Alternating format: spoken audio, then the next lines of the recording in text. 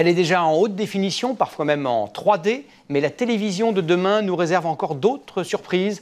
Nos spécialistes Fabrice Collaro et Eric Béra nous font découvrir en avant-première les toutes dernières nouveautés. Si vous aimez l'ambiance Star Trek et les gadgets en tout genre, vous allez apprécier.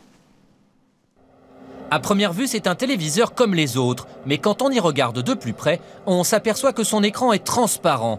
Et voici donc en exclusivité le premier téléviseur qui s'intègre en toute discrétion dans votre salon. Pour séduire les consommateurs, les industriels se doivent en effet d'innover. La 3D est un échec, probablement parce qu'il faut porter des lunettes spéciales, alors plusieurs fabricants proposent des modèles en relief et sans lunettes, mais sans trop y croire.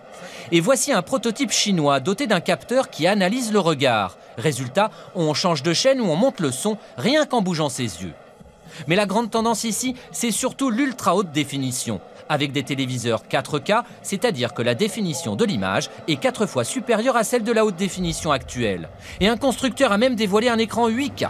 Nous présentons aujourd'hui le plus grand écran du monde, 3,70 m avec la plus grande définition, développée avec NHK, une définition de 32 millions de pixels, 16 fois supérieure à la définition actuelle. Deuxième grande tendance, les écrans OLED, une nouvelle technologie d'affichage qui arrive sur le marché et qui permet d'obtenir des téléviseurs d'à peine 4 mm d'épaisseur. Une télé OLED, c'est la nouvelle technologie d'écran qui combine tous les intérêts d'un écran plasma. On va avoir des taux de contraste incroyables avec la technologie LED qui va vous permettre d'avoir un écran très lumineux. Et la grande nouveauté de cette technologie OLED, grâce à sa fluidité, c'est également qu'on peut envoyer 2 images en superposition. Et grâce à ces petites lunettes, une personne pourra regarder son film préféré, une autre personne pourra jouer sur sa console de jeu.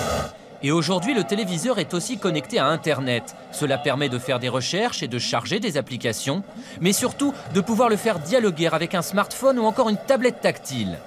Par exemple, on commence à regarder un film dans le salon et on le finit dans une autre pièce, sur la tablette.